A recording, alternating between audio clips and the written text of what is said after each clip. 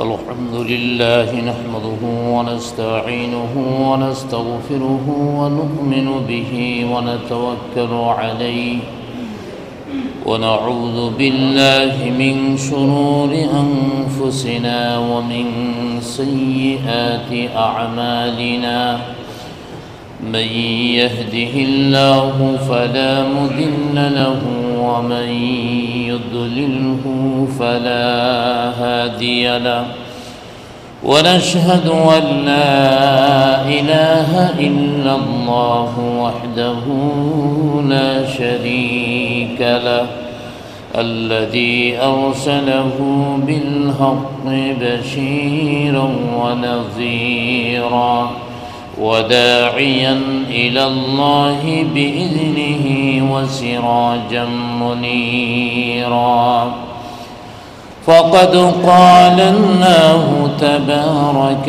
وتعالى في كلامه المجيد وفرقانه الحميد أعوذ بالله من الشيطان الرجيم بسم الله الرحمن الرحيم الذين آتيناهم الكتاب يعرفونه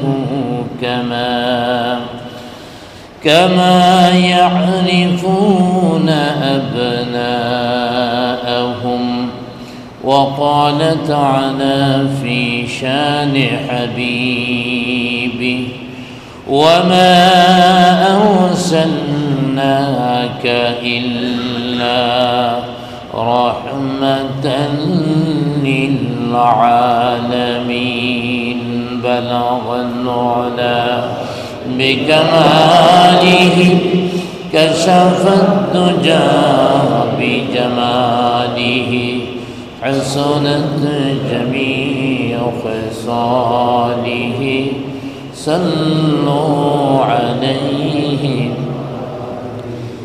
جلته وسماه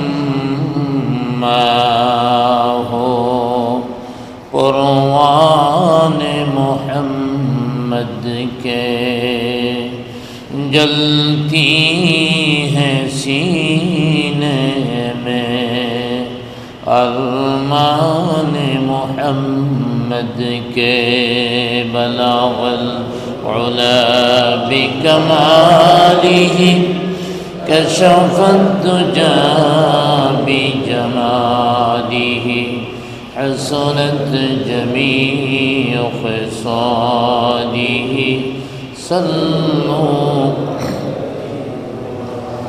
محمد کی داد خدا عیش بزرگی ہمیشہ نمودا وساعت مصيرا بلغ العلا بكماله كشف الدجى بجماله حسنت جميع خصاله صلوا عليه मुअज़्ज़ज़ मुकर्रम हज़रत मुसल्लियान किराम प्रथमेই আল্লাহ সুবহানাহু ওয়া তাআলার অসংখ্য অগণিত শুকর আদায় করি যিনি আমাদেরকে মহব্বত করে ভালোবেসে জুমআর নামাজ আদায়ের লক্ষ্যে যথাসময়ে আল্লাহর ঘর মসজিদে আসার তৌফিক দান করেছেন। সকলে একবার বলি আলহামদুলিল্লাহ। বিগত জুম্মায় রসূল আকরাম সাল্লাল্লাহু আলাইহি ওয়াসাল্লামের সিরাত থেকে, জীবনী থেকে, আদর্শ থেকে আলোচনা চলতেছিল। অতএব রসূল আকরাম সাল্লাল্লাহু আলাইহি ওয়াসাল্লামের আদর্শ গ্রহণ করা আল্লাহর হাবিব সাল্লাল্লাহু আলাইহি ওয়াসাল্লামের আদর্শ অনুযায়ী জীবন গঠন করা তখনই সহজ হবে যখন আমরা মনে প্রাণে বিশ্বাস করব শেষ নবী হযরত মুহাম্মদুর রাসূলুল্লাহ সাল্লাল্লাহু আলাইহি ওয়াসাল্লাম সত্য নবী ছিলেন। আমাদের নবী সত্য নবী, এ ব্যাপারে কারো কোনো সন্দেহ আছে? কোনো সন্দেহ থাকলে ঈমান থাকবে? আমাদের নবীর ব্যাপারে বিন্দু মাত্র সন্দেহ থাকলে তার ঈমান থাকবে না। সেই হিসাবে কাদিয়ানীরা মুসলমান না কাফের? জোরে আওয়াজ দিয়ে বলেন, মুসলমান না কাফের? কেন কাফের? আমাদের নবীকে মানে না, শেষ নবীকে তারা মানে না, এই জন্যে কাফের। তো আমাদের নবী সত্য নবী ছিলেন। আমাদের মনে প্রাণে যদি এই বিশ্বাস থাকে তখনই তার আদর্শ আমাদের কাছে ভালো লাগবে। এই জন্যে আমাদের নবী যে সত্য নবী ছিলেন আমরা তো স্বীকার করলাম, কিন্তু যৌক্তিকভাবেও আমরা জেনে নিব আমাদের নবী সত্য নবী ছিলেন। কোরআন, হাদিস এবং ঐতিহাসিক ঘটনা, এই তিনটা বিষয়ের আলোকে আলোচনা করে উলামায়ে কেরাম, মুহাদ্দিসিন, মুফাসসিরিন, ঐতিহাসিকগণ আমাদের নবী যে সত্য নবী ছিলেন এই ব্যাপারে 3000 দলিল প্রমাণ উপস্থাপন করেছেন। কয় হাজার? 3000 দলিল উপস্থাপন করেছেন, 3000-এর চেয়েও বেশি। কোরআন, হাদিস এবং ঐতিহাসিক বইগুলি পড়লে 3000-এর উপরে দলিল পাওয়া যায়। এর মধ্যে 1 নম্বর দলিল, ঐতিহাসিকগণ 1 নম্বর যে দলিল দিয়েছেন, এই 1 নম্বর দলিল হলো যে আসমানি যত কিতাব কোরআন আসার পূর্বে নাজিল হয়েছিল সমস্ত আসমানি কিতাবের মধ্যে আমাদের নবী মুহাম্মদুর রাসূলুল্লাহ সাল্লাল্লাহু আলাইহি ওয়াসাল্লামের আলোচনা এবং আসার সুসংবাদ ছিল। আলহামদুলিল্লাহ বলি। আল্লাহর হাবিব যখন পৃথিবীতে এসেছেন তখন 2টা জাতি ছিল, যারা আহলে কিতাব, যাদের উপরে আসমানি কিতাব নাজিল হয়েছিল, আর অন্যদিকে পৌত্তলিক, ওদের কাছে কোনো আসমানি কিতাব আসেনি, ওদের ধর্মটা ছিল মন গড়া ধর্ম। ইহুদি ধর্ম সেটাও এক সময় সত্য ছিল এবং খ্রিস্টান ধর্মও সত্য ছিল, যতদিন পর্যন্ত তারা তাদের আসমানি কিতাবের অনুসরণ করেছে। তাওরাত, ইনজিলের অনুসরণ যতদিন পর্যন্ত তারা করেছে ততদিন তারা সত্য ছিল। যখন তাদের উপরে নাজিল হওয়া কিতাবকে তারা নিজেরাই অস্বীকার করলো, পরিবর্তন করে দিল, তখন থেকে তারাও সত্য ধর্ম থেকে বের হয়ে গেল। তো আল্লাহর হাবিবের সময়ে 2টা জাতি, ইহুদি এবং খ্রিস্টান। ইহুদিদের কাছে নাজিল হয়েছিল তাওরাত, আর খ্রিস্টানদের উপরে নাজিল হয়েছিল ইনজিল। এই 2টি কিতাব আসমানি কিতাব ছিল। এই কিতাবগুলি থেকে তারা ভালো করেই জেনেছিল আমাদের নবী পৃথিবীতে আসবেন, কারণ তাওরাতেও আমাদের নবীর আলোচনা ছিল, ইনজিলেও আমাদের নবীর আগমনের খবর ছিল। এরপরেও তারা মানেনি। ওরা যে জানতো এর প্রমাণ উপস্থাপন করা হয়েছে। আমাদের নবী মুহাম্মদুর রাসূলুল্লাহ সাল্লাল্লাহু আলাইহি ওয়াসাল্লাম যখন মদিনায় গেলেন তখন মদিনাতে 2টা জাতি বসবাস করত। একটার নাম হলো বনু নাজির, আরেকটার নাম হলো বনু কুরাইজা। উভয়টা ছিল ইহুদি গোত্র। বনু নাজিরও ইহুদি, বনু কুরাইজাও ইহুদি। আর একটা কথা আমাদের জেনে রাখা ভালো, ইহুদি জাতি এমন চরিত্রের অধিকারী, ওরা যেখানেই থাকে মানুষের টের পায় ওরা আছে। কারণ ওরা চক্রান্ত, ষড়যন্ত্র, বিরোধিতা, জুলুম, এই চরিত্রগুলি তাদের মধ্যে পুরোপুরিভাবে বিদ্যমান ছিল। যার কারণে বনু নাদির এবং বনু কুরাইজা ওই দুইটা জাতি অন্যান্য জাতি যারা তাদের আশেপাশে মদিনায় বসবাস করত তাদের সাথে প্রায় যুদ্ধ লেগেই থাকত। অনর্থকেই তারা যুদ্ধ বাঁধিয়ে দিত, যুদ্ধ করত। কখনো কখনো বনু নাদির বনু কুরাইজা বিজয়ী হতো, আবার কখনো কখনো পরাজিত হতো। যুদ্ধ এমন একটা জিনিস, যুদ্ধের মধ্যে জয় পরাজয় আছে। তো বনু নাদির যখন বিজয়ী হতো তখন খুব আত্মম্বরিতা দেখাতো, অহংকারী হয়ে যেত। আর যখন মাইটাইল খায়া পরাজিত হইত তখন তারা অন্যান্য কবিলার লোকদের বলতো, তোমরা তো আজকে আমাদেরকে পরাজিত করেছ, আমাদেরকে মেরেছ, আমাদের উপরে প্রভাব তৈরি করেছ। এমন একটা সময় আসবে শেষ জামানা, যখন শেষ নবী মুহাম্মদুর রাসূলুল্লাহ সাল্লাল্লাহু আলাইহি ওয়াসাল্লাম পৃথিবীতে আসবেন এবং তিনি মদিনায় সফর করে মদিনায় বসবাস করবেন। যখন তিনি আসবেন তার আগমন হবে, তোমরা কেউ চিনবা না, আমরা তাকে চিনব।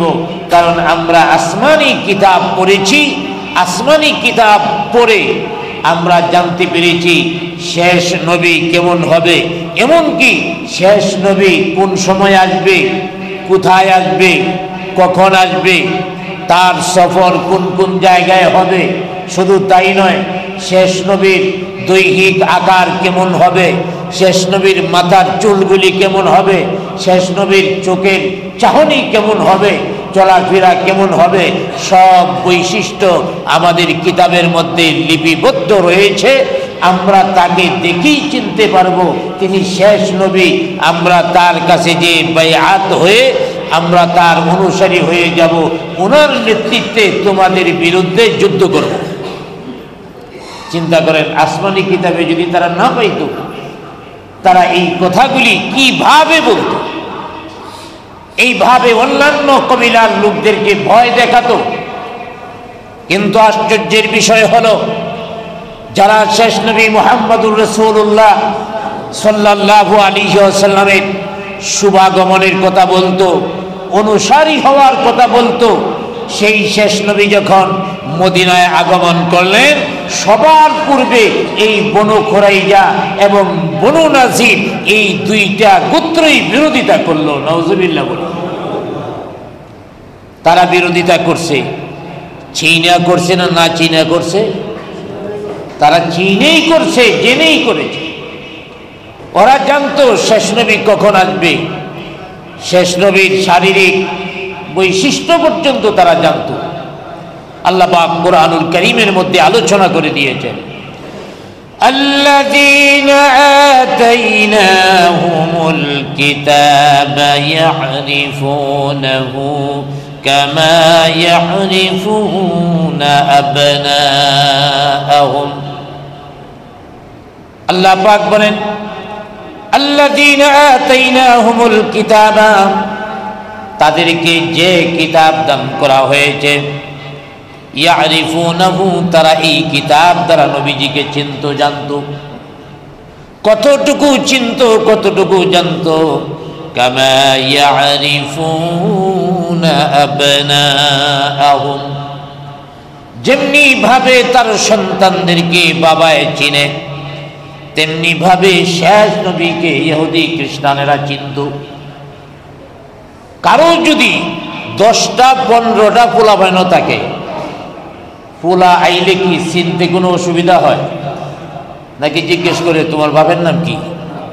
এই কথা কেউ জিজ্ঞেস করে না। সন্তানদেরকে সব বাবারাই চেনে।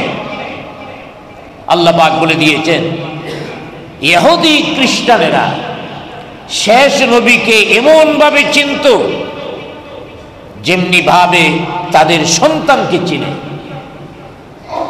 এমনকি তাদের সন্তানদেরকে যেভাবে চিনে এর চেয়েও বেশি চিনত আমাদের নবীকে। জুড়ে বলি সুবহানাল্লাহ।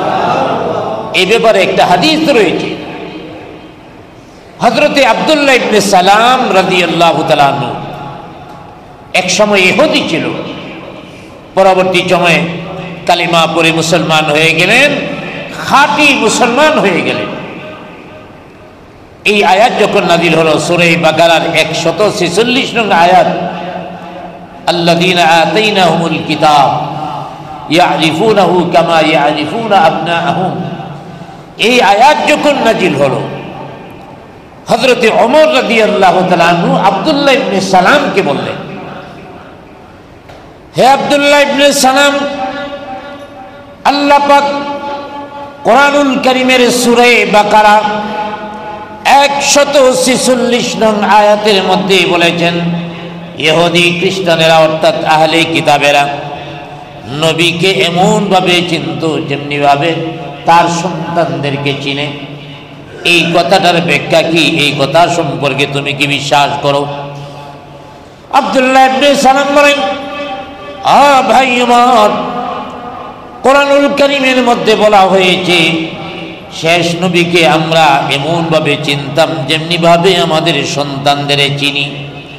কিন্তু আমার বক্তব্য এতটুকু নয়, আমার বক্তব্য হলো সন্তানদেরকে যতটুকু চিনি এর চেয়ে বেশি চিনতাম শেষ জামানার নবী মুহাম্মদুর রাসূলুল্লাহ সাল্লাল্লাহু আলাইহি ওয়াসাল্লামকে।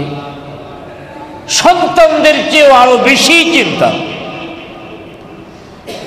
আব্দুল্লাহ ইবনে সালাম বলেন, আমার স্ত্রীর গর্ভ থেকে জন্ম নেওয়া সন্তান, এই সন্তানকে আমি চিনি, আমি জানি, আমি মনে করি আমার সন্তান। তবে এখানে সন্দেহ আছে, সন্দেহ থাকতে পারে আমার স্ত্রী আমার সাথে মেলামেশা হওয়ার কারণে তার গর্ভের মধ্যে সন্তান, নাকি অন্য জনের সাথে মেলামেশার কারণে তার গর্ভের মধ্যে সন্তান এসেছিল, সেটা আমার গোপনীয় বিষয়টা জানা নেই। আমার স্ত্রী বলেছে আমার থেকেই তার গর্ভের মধ্যে সন্তান গিয়েছে, এই জন্যে আমি বিশ্বাস করেছি আমার সন্তান। প্রকৃতপক্ষে সন্দেহ থাকতেই পারে আমার সন্তান না অন্য জনের সন্তান, কিন্তু শেষ নবী মুহাম্মদুর রাসূলুল্লাহ সাল্লাল্লাহু আলাইহি ওয়াসাল্লাম সম্পর্কে এতটুকু সন্দেহ নাই, কারণ আমাদের আসমানি কিতাবগুলির মধ্যে শেষ নবীর শুভাগমন এবং তার চরিত্র, তার দৈহিক কাঠামো সহ সব কিছু আমাদের উপরে ওহী হিসাবে আসা আসমানি কিতাবের মধ্যে আল্লাহ রাব্বুল আলামিন বর্ণনা করে দিয়েছেন। জুড়ে বলি সুবহানাল্লাহ। তাহলে আমাদের নবী যে সত্য ছিলেন, পূর্ববর্তী আসমানি কিতাবগুলির মধ্যে লিপিবদ্ধ ছিল। ঐতিহাসিকরা তাওরাত থেকে, ইনজিল থেকে অনেক বর্ণনা ঐতিহাসিক যারা তারা উল্লেখ করেছেন। তবে প্রশ্ন হতে পারে, বর্তমান তাওরাত এবং ইনজিলের মধ্যে শেষ নবীর আগমনের কথা নেই। হ্যাঁ, এটা বিশ্বাস করি, বর্তমানে তাওরাত এবং ইনজিলের মধ্যে শেষ নবীর আগমনের কথা নেই। এর কারণ হলো বর্তমানে যে তাওরাত এবং ইনজিল আছে এটা মূল তাওরাত এবং ইনজিল নয়, এটা হলো মানুষের রচনা করা তাওরাত এবং ইনজিল। আসল তাওরাত ইনজিল নেই।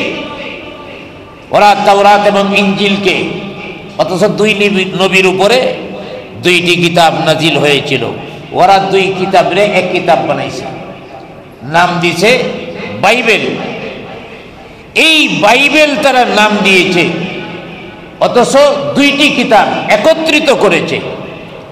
একটাকে বলা হয় ওল্ড টেস্টামেন্ট, আরেকটারে বলা হয় নিউ টেস্টামেন্ট। ওল্ড টেস্টামেন্ট হলো তাওরাত, নিউ টেস্টামেন্ট হলো ইনজিল। এই তাওরাত এবং ইনজিল দুইটাকে একসাথে বানাইছে বাইবেল। এই বাইবেল এটা প্রকৃত আসমানি গ্রন্থ নয়। আসলে তাওরাত এবং ইঞ্জিল আসমানি গ্রন্থ নয়, এটা বারবার চ্যালেঞ্জ দেওয়া হয়েছে। খ্রিস্টানদের কাছে চ্যালেঞ্জ দেওয়া হয়েছিল, তোমাদের কাছে বর্তমানে যে ইঞ্জিল আছে, যেটাতে বাইবেল বানাইছো, এটা যদি আসমানি কিতাব হয়ে থাকে তাহলে আমরা চ্যালেঞ্জ করলাম, আসমানি কিতাব এই ইঞ্জিল নাজিল হয়েছিল সুরিয়ানি ভাষায়, যেমন কোরআন নাজিল হয়েছে কোন ভাষায়? আর একটু আওয়াজ দিয়ে বলেন, কোন ভাষায়?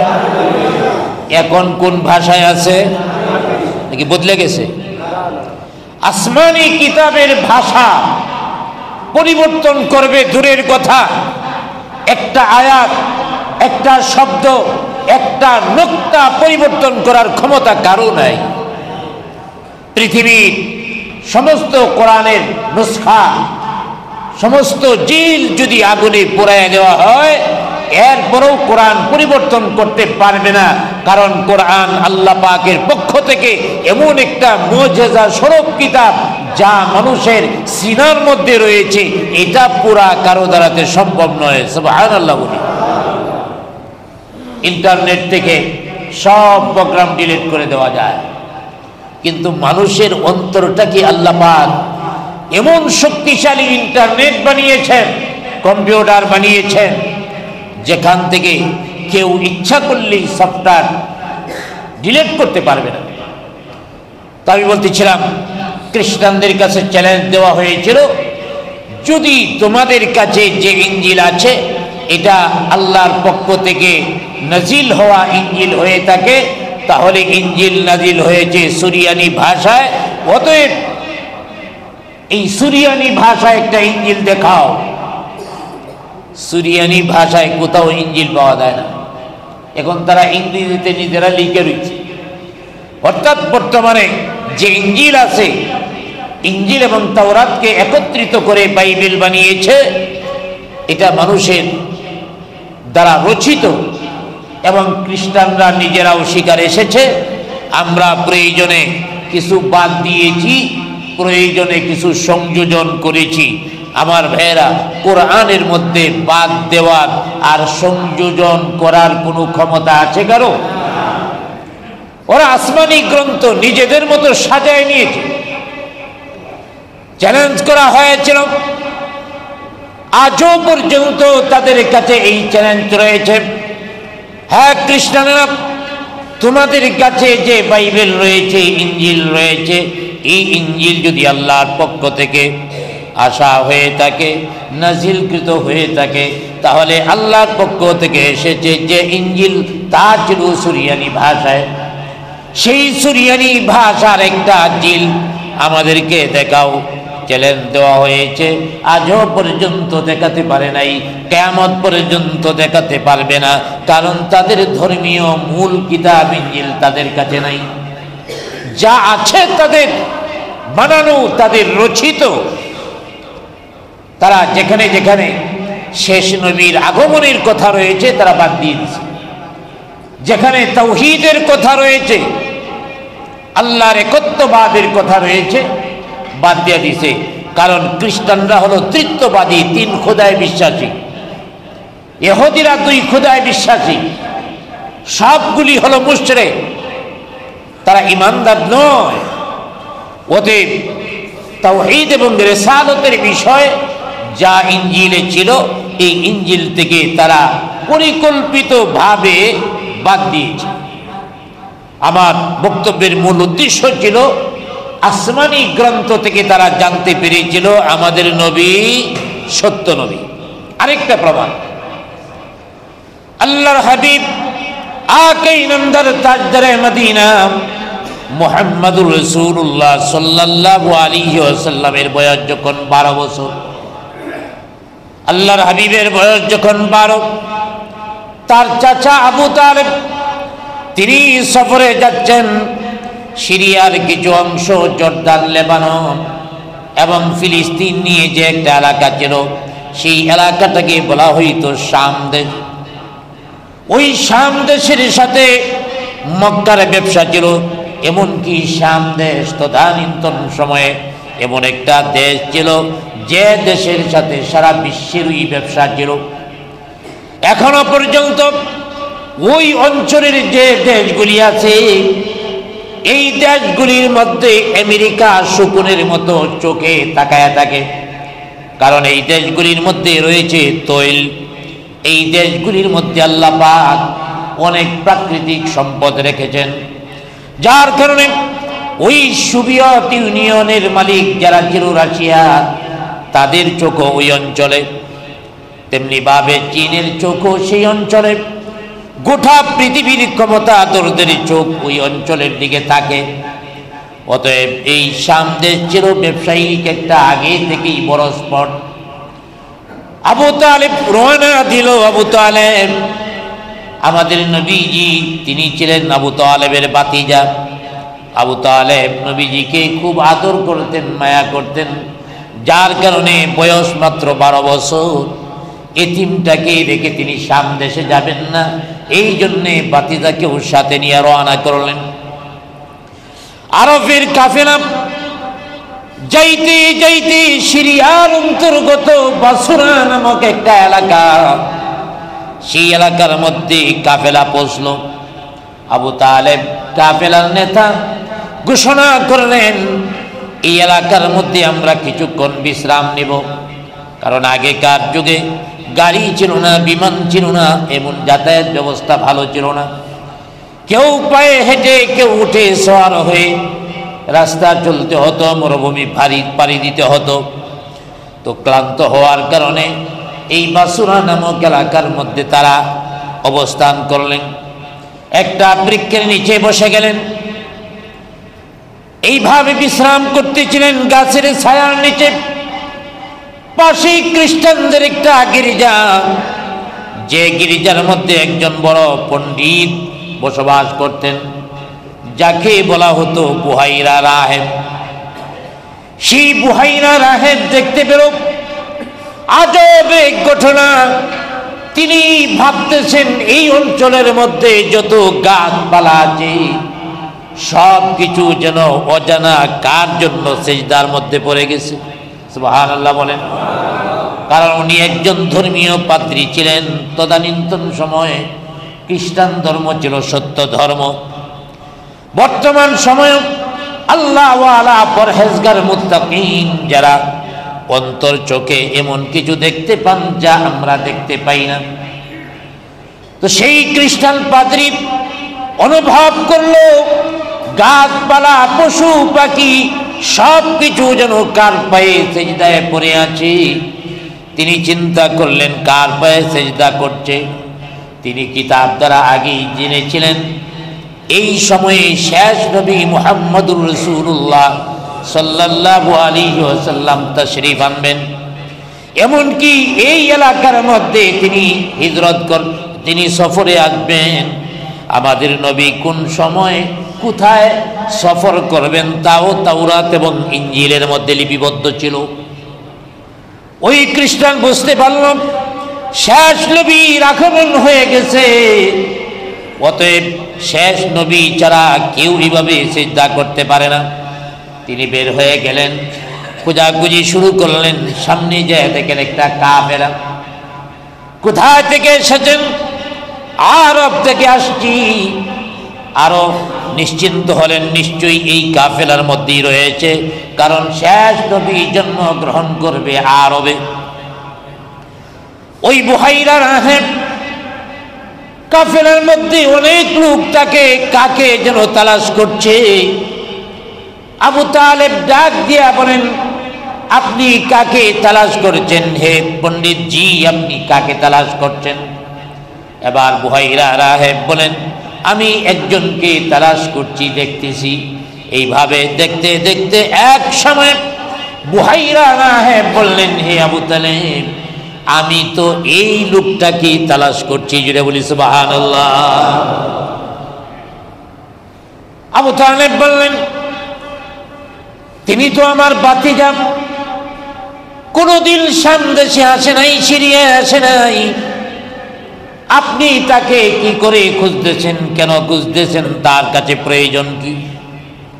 বুহাইরা রাহেব বলেন, আবু তালেব তুমি জানো না, তুমি বুঝো না, আসমানি কিতাব আমি পড়েছি, জেনেছি, বুঝেছি, শেষ নবী আসার সময় হয়ে গেছে, কোন এলাকায় আসবে, কোথায় সফর করবে এবং তার দৈহিক গঠন কি হবে তা আমাদের কিতাবের মধ্যে আছে। আমি কিতাবের আলোচনা আর তার দেহের সাথে মিলায়া বুঝতে পারছি তিনি শেষ নবী মুহাম্মাদুর রাসূলুল্লাহ সাল্লাল্লাহু আলাইহি ওয়াসাল্লাম। আবু তালেব বললেন, কি বলেন আপনি? বুহাইরা রাহেব বললেন, বিশ্বাস হচ্ছে না? তাইলে দেখো আমাদের নবী মুহাম্মাদুর রাসূলুল্লাহ সাল্লাল্লাহু আলাইহি ওয়াসাল্লামের দিকে তাকায়া বললেন, হে আবু তালেব আমার কথা সত্য কিনা মিলায় নাও। শেষ নবীর বর্ণনা যা পেয়েছি এতক্ষণ বলেছি, আরেকটা বর্ণনা বলি এবং মিলায় নাও আমার বক্তব্যের সাথে সত্যতা আছে কিনা। আবু তালেব বললেন, কি বক্তব্য বলেন? বুহাইরা রাহেব বললেন, শেষ নবী যিনি হবেন তার পিঠের মধ্যে একটা গোস্তের আলাদা টুকরা থাকবে, যাকে বলা হয় মোহরে নবুয়াত। নবুয়াতের সিল মোহর তার পিঠের মধ্যে থাকবে, এটা কারো পিঠের মধ্যে থাকবে না।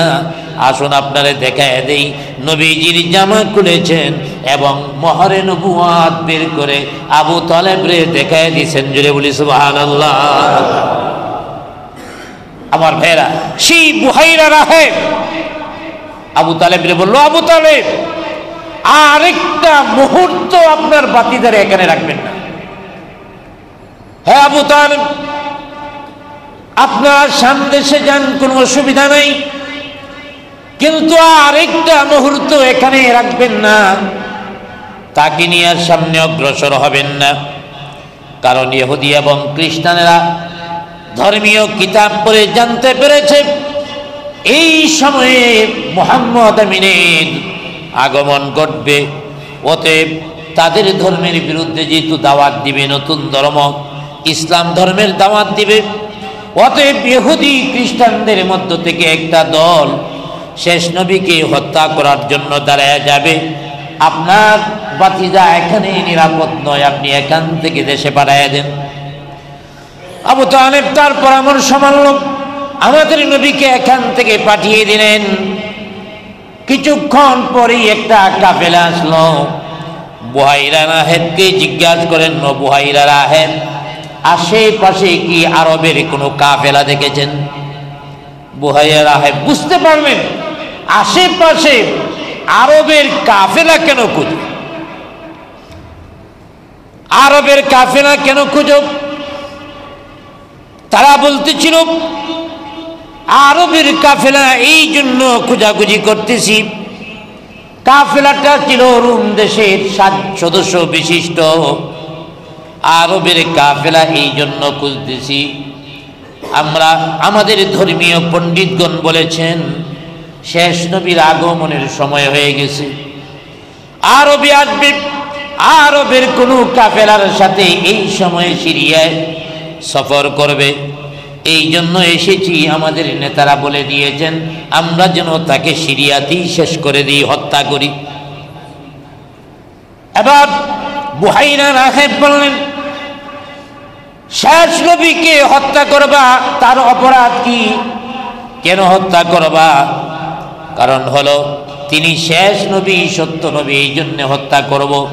বুহাইরা রাহেব বললেন, তিনি যদি সত্য নবী হয়ে থাকেন তাহলে তার নিরাপত্তা নিয়েছেন আল্লাহ, তোমরা মারবা কেমনে? নবীজির নিরাপত্তা নিয়েছেন কে?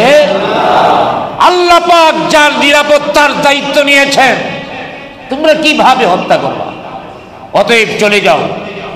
তোমরা যদি হত্যা করার জন্য যাও, আল্লাহ পাক তাকে নিরাপত্তা দিয়ে হেফাজত করবেন, তোমরা ধ্বংস হয়ে যেতে পারো। নিজেদের ধ্বংস নিজেরা টেনে এনো না। ওরা চলে গেল। অর্থাৎ এই ঘটনা থেকেও প্রমাণিত হয় ইহুদি খ্রিস্টান যারা, তারা ভালো করেই জানতো মুহাম্মাদুর রাসূলুল্লাহ সাল্লাল্লাহু আলাইহি ওয়াসাল্লাম শেষ নবী। আরেকটা ঘটনা রয়েছে, তখন আমাদের নবী বয়স হলো 25 বছর। নবীজির বয়স যখন 25, তখন আবার তিনি শাম দেশে সফরে গিয়েছিলেন। তখন গিয়েছিলেন, আগে তো গিয়েছিলেন চাচার সাথে, আর এখন যে কাফেলা যাচ্ছে এই কাফেলার আমির হলো আমাদের নবী নিজেই। সুবহানাল্লাহ। আমাদের নবী কেন যাচ্ছেন? খাদিজা রাদিয়াল্লাহু আনহা মক্কার অনেক বড় ধনাঢ্য মহিলা, ব্যবসায়ী মহিলা, তার স্বামী নাই, ব্যবসা পরিচালনা করার জন্য ভালো একজন লোকের প্রয়োজন, খুঁজতে ছিল। একজনে পরামর্শ দিল, আব্দুল্লাহর গোলাম মুহাম্মদ আমিন। সে আল আমিন, কারো হক নষ্ট করে না, তাকে যদি আপনার ব্যবসায়িক প্রধান হিসাবে নিয়োগ দেন হয়তো ভালো হবে। তাকে ডাকানো হলো, আমাদের নবীকে ব্যবসায়িক দায়িত্ব দিয়া এবার পাঠানো হলো। রওনা করলেন। তার কাফেলার লোকেরা পরবর্তী সময়ে বর্ণনা করেছেন, প্রচন্ড রোদ, দুপুরে বেলা, সবাই রোদের কারণে কষ্ট পাচ্ছি, মনে হয় আমাদের চামড়া রোদে পড়ে যাচ্ছে। কিন্তু মুহাম্মদ আমিন যে দিকে যায় একটা ছায়া আইসা মুহাম্মদ আমিনের উপরে পড়ে। আমরা একটু ধাক্কায়া ভাবছি ছায়াটা এইদিকে পড়তেছে, নবীজিরে একটু ধাক্কায়া বাম দিকে নেই ছায়াটার মধ্যে আমরা দাঁড়ানোর জন্য, ওনারে বাম দিকে ধাক্কায়া নেই, ছায়াও বাম দিকে যায়। সফর হলো। আবার যখন সিরিয়ার বাসুরা নামক স্থানে পৌঁছলেন, ওই গির্জা যেখানে বুহাইরা রাহেব ছিল, এখন দায়িত্বে আছে নাস্তুরা রাহেব। নাস্তুরা রাহেব দৌড়ে বের হলো, আমাদের নবীর সামনে আসলেন আর বললেন, হে মুহাম্মদ আমিন, আমি বুঝতে পেরেছি আপনি শেষ নবী, শেষ পয়গম্বর মুহাম্মদ আমিন, মুহাম্মদুর রাসূলুল্লাহ সাল্লাল্লাহু আলাইহি ওয়াসাল্লাম। আপনি নবুয়াত পাবেন, আপনি নবী হবেন, কিন্তু আমার দুর্ভাগ্য সেদিন আমি জীবিত থাকবো না। আমি যদি জীবিত থাকতাম তাহলে আপনার উপরে আমি ঈমান আনতাম। ওই নাস্তুরা রাহেব সেও এই আসমানি কিতাব থেকেই জেনেছিল আমাদের শেষ নবী কেমন হবে, দেখেই চিনে ফেলেছিল আমাদের নবীকে। অতএব ওরা জানতো, তারপরেও আমার ভাইয়েরা এরা মানে নেই। এমনকি আমাদের নবী যখন নবুয়াত পেলেন, নবুয়াত পাওয়ার পরে সাহাবী কয়েকজন হয়েছে, অল্প কয়েকজন সাহাবী, তাদের উপরে অত্যাচার, নির্যাতন, নিপীড়ন সব দিক থেকে শুরু হয়ে গেল। যে নতুন ধর্মের প্রবর্তন করছে, এইভাবে চতুর্দিক থেকে নির্যাতন শুরু হয়ে গেল। আল্লাহর হাবিব তদানীন্তন সময়ে তিনি কয়েকজনকে অনুমতি দিলেন যে যাও তোমরা সফর করো। অতএব তারা সফর করলেন। কোথায় সফর করলেন? ওই শাম দেশে তারা সফর করলো। তখন প্রেসিডেন্ট ছিল হিরাক, আরবিতে বলা হয় হিরাক আর ইংরেজিতে বলা হয় হেরাক্লিয়াস। এই হেরাক্লিয়াসের দেশের মধ্যে গেলেন। যাওয়ার পরে মক্কার লোকেরা এটাও সহ্য করতে পারলো না। তারা গেছে হেরাক্লিয়াসের কাছে, যে অনেক হাদিয়া উপটৌকন নিয়ে হাজির হয়ে গেল আর বলল, আমাদের দেশের মধ্যে কিছু অপরাধী দুষ্কৃতিকারী আমাদের দেশ থেকে আপনার দেশে পালিয়ে এসেছে, আমাদের কাছে তাদেরকে উঠায় দেন। এইভাবে উঠায় দেওয়ার জন্য যখন বলল, তখন তারা ওই হেরাক্লিয়াস বলল যে এদের অপরাধ কি? যে এদের অপরাধ হলো ওরা ইসলাম ধর্ম গ্রহণ করেছে। ঠিক আছে, তাদের ডাকাও। তাদেরকে ডাকানো হলো। এবার তাদেরকে বলা হলো, তোমরা ইসলাম ধর্ম কেন এনেছ? ইসলাম ধর্মের কিছু বিষয় বলো।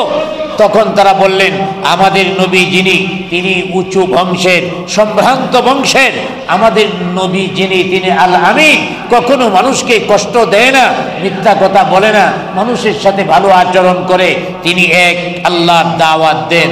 এবার হেরাক্লিয়াস বলল, এটা তো ওই দাওয়াত যে দাওয়াত দিয়েছিলেন হযরতে মূসা আলাইহিস সালাম। সুবহানাল্লাহ বলেন। তাহলে দোষের কি আছে? ওরা আমাদের দেশের মধ্যেই থাকবে। এইভাবে তারা আসমানি কিতাব থেকে সত্যতা জেনেছিল।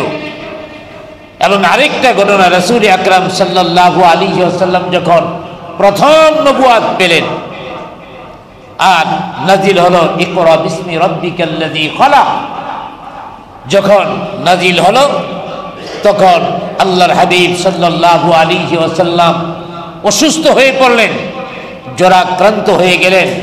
কারণ ওহির একটা ভার আছে, ওহির যে কি ভার এটা বর্ণনা করে আলোচনা করে বোঝানো যাবে না, তবে ভার আছে।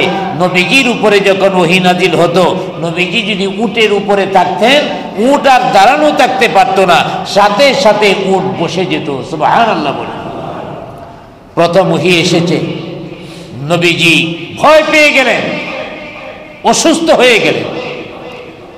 আল্লাহর হাবিব হযরতে খাদিজা রাদিয়াল্লাহু তাআলা আনহার কাছে আসলেন আর বললেন, জাম্মিলুনি জাম্মিলুনি, আমারে চাদর আবৃত করো, আমাকে চাদর আবৃত করো। আল্লাহর হাবিব বললেন, হে খাদিজা, আমি আমার জীবনের প্রতি আশঙ্কা বোধ করছি, আমি আর বেঁচে থাকবো কিনা, আমি আর জীবিত থাকবো কিনা, আমি আমার জীবনের প্রতি শঙ্কা করছি।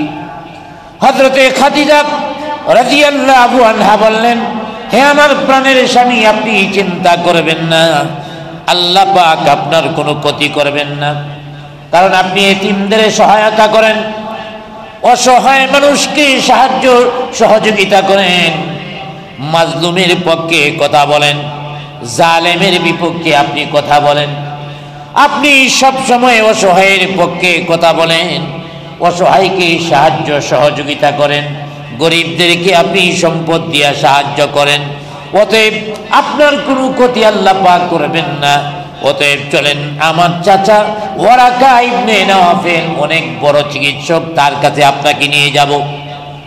হযরতে খাদিজা আমাদের নবীকে ধরে ধরে ওয়ারাকা ইবনে নওফলের কাছে নিয়ে গেলেন। ওয়ারাকা ইবনে নওফল চিকিৎসক ছিলেন, চিকিৎসা করতেন। ওয়ারাকা ইবনে নওফল তাওরাত এবং ইনজিলের আলেম ছিলেন। আমাদের নবীকে নিয়ে যাওয়া হলো। এবার ওয়ারাকা ইবনে নওফল নবীজিকে দেখে বললেন, ভাতিজা কি হয়েছে তুমি বলো। আমাদের নবী বললেন, আল্লাহর পক্ষ থেকে জিবরাইল আলাইহিস সালাতু ওয়াস সালাম আমার কাছে এসেছেন, অতএব এই আয়াতগুলি আমার উপরে নাজিল করেছেন। ওয়ারাকা ইবনে নওফল আশ্চর্যিত হয়ে গেল আর বলল, খাদিজা তোমার ভাগ্য লেগে গেছে, যার ব্যাপারে এতদিন পর্যন্ত আমরা চিন্তা করছিলাম কখন কোথায় আসবেন, কারণ আসার সময় হয়ে গেছে, শেষ নবী আসার সময় হয়ে গেছে, আর তিনি তো শেষ নবী, তোমার স্বামী মুহাম্মদুর রাসূলুল্লাহ আল্লাহর পক্ষ থেকে সত্য নবী। জুড়ে বলি সুবহানাল্লাহ। অতএব তোমার স্বামী দুশ্মন হয়ে যাবে মক্কার লোকেরা, মক্কার সমস্ত লোক তার বিরোধী হয়ে যাবে, চতুর্দিক থেকে ষড়যন্ত্র চক্রান্ত চলতেই থাকবে। আমার ভাইরা, ওয়ারাকা ইবনে নওফলের কথা শুনে খাদিজা ভয় পেয়ে গেলেন আর বলেন, চাচা কি বলেন আপনি, আসলাম চিকিৎসার জন্য, আর আপনি যে ভয় দেখাইতেছেন আপনার কাছে আর থেকে লাভ নেই। তো আজকের আলোচনার মূল উদ্দেশ্য ছিল এটাই যে রাসূল আকরাম সাল্লাল্লাহু আলাইহি ওয়াসাল্লাম সত্য নবী ছিলেন। ইহুদিরাও জানতো, খ্রিস্টানরাও জানতো, মক্কার মুশরিকরাও জানতো, এরপরও ঈমান আনেনি। এর কারণটা কি আমার ভাইয়েরা? জানতো তারপরেও ঈমান আনেনি। দুইটা কারণ, দুই শ্রেণীর মানুষ দুইটা কারণে ঈমান আনেনি। এক শ্রেণীর মানুষ হলো যারা রাষ্ট্রীয় ক্ষমতায় ছিল, আরেক শ্রেণীর মানুষ হলো ব্যবসায়ী, যারা রাতারাতি 2 নম্বরই ব্যবসা করে হাজার হাজার কোটি টাকার মালিক হয়ে যেত। ওই ব্যবসায়ীরা বিরোধিতা করেছিল। কেন বিরোধিতা করেছিল? মক্কার নেতৃস্থানীয় লোকেরা চিন্তা করল, আব্দুল্লাহর গোলাম মুহাম্মদ আমিন সত্য নবী, কিন্তু তার ধর্ম যদি মেনে নেই, ইসলাম যদি মেনে নেই, তাহলে আমাদের কর্তৃত্ব থাকবে না, নেতৃত্ব থাকবে না, প্রেসিডেন্টগিরি থাকবে না, মন্ত্রীগিরি থাকবে না। যা কেউ ভালো মানুষ ক্ষমতার মধ্যে আসবে, আমাদের মতো দুশ্চরিত্রে অধিকারী যারা, তারা কোনো দায়িত্ব পাবে না। এই জন্যে রাষ্ট্রীয় ক্ষমতায় যারা ছিল নবীজির বিরোধিতা করেছিল। দ্বিতীয় নম্বর হল, যারা কৃত্রিম সংকট তৈরি করে বাজারের মধ্যে পণ্যের দাম বাড়াইয়া দিয়া রাতারাতি কোটি কোটি টাকার মালিক হয়ে যায়। তারা চিন্তা করলো, ইসলাম যদি বাস্তবায়িত হয়ে যায়, মুহাম্মদ আমিনের আদর্শ যদি কায়েম হয়ে যায়, তাহলে আমাদের এই 2 নম্বরই চলবে না, কালোবাজারি চলবে না, আমরা জবাবদিহি করতে হবে, রাতারাতি বড় লোক হওয়া যাবে না। এই জন্যে ব্যবসায়ীরাও নবীজির বিরোধিতা করলো। আমার ভাইয়েরা, এখনো যারা ইসলাম বাস্তবায়িত হোক, কোরআনের আইন প্রতিষ্ঠিত হোক, এটার বিরোধিতা 2 শ্রেণীর মানুষেরাই করে। 1 নম্বর হলো যারা রাষ্ট্রীয় ক্ষমতায় থাকে, 2 নম্বর বড় বড় ব্যবসায়ীরা। আমার ভাইয়েরা, ইসলাম শান্তির ধর্ম বাংলাদেশের নেতা বলেন, ব্যবসায়ী বলেন, জানে কি জানে না? আরো আওয়াজ দিয়ে বলেন, জানে কি জানে না? ইসলাম প্রতিষ্ঠিত হলে শান্তি আসবে, ইসলাম ছাড়া শান্তি সম্ভব নয়। এটা আমাদের দেশের নেতারা জানে কি জানে না? আমার ভাইয়েরা, তারপরেও মানে না কেন? তারা জানে ইসলাম যদি প্রতিষ্ঠিত হয়ে যায়, শান্তি আসবে, মানবিক মর্যাদা প্রতিষ্ঠিত হবে। এরপরেও তারা ইসলাম প্রতিষ্ঠিত হোক এটা চায় না। কেন চায় না? কারণ ইসলাম প্রতিষ্ঠিত হলে এই ধরনের চরিত্রের নেতাদের নেতৃত্ব থাকবে না। ইসলাম যদি প্রতিষ্ঠিত হয়ে যায়, দুর্নীতিবাদ ব্যবসায়ী যারা আছে, এই ব্যবসা থাকবে না। আর বর্তমান যুগে আরেকটা শক্তি ইসলামের মুখালেফ, ইসলামের বিরোধিতা করে, এটা হলো মিডিয়া শক্তি। বর্তমান যুগে মিডিয়া শক্তি বড় শক্তি। মিডিয়ার লোকেরা চিন্তা করেন, ইসলাম যদি প্রতিষ্ঠিত হয়ে যায়, তাহলে অপসাংবাদিকতা করার মাধ্যমে কোটি কোটি টাকা যে ইনকাম করা হয়, সেটার ব্যবস্থা বন্ধ হয়ে যাবে। ভারতের পক্ষে লেখলে কোটি কোটি টাকা পাওয়া যায়, ইসলাম প্রতিষ্ঠিত হলে এটা চলবে না। শিল্পপতিদের পক্ষে, শিল্পপতি জালেম হোক, অনেক শিল্পপতি আছে যারা সাধারণ মানুষের জমি দখল করে বিভিন্ন ধরনের হাউজিং বানায়, আছে না নাই?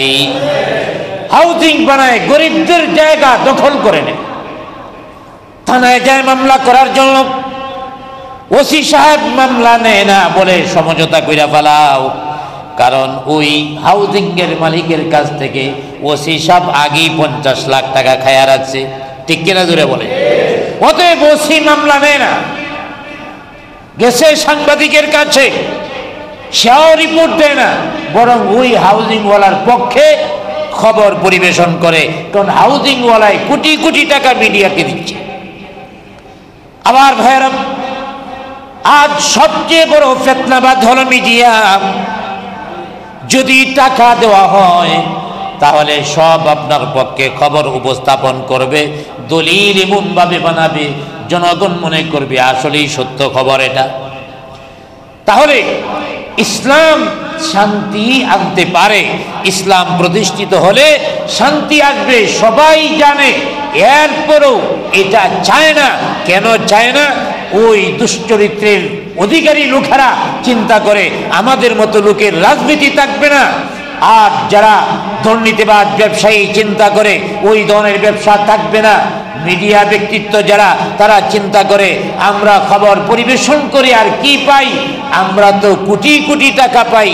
তাদের অপসাংবাদিকতার মাধ্যমে ইসলাম প্রতিষ্ঠিত হলে এটা থাকবে না, এই ভয়ে ইসলাম মানে না। মক্কার ইহুদি বলেন, খ্রিস্টান বলেন, মুশরিক বলেন, তারাও জানতো আমাদের নবী সত্য নবী, এরপরও ঈমান আনেনি।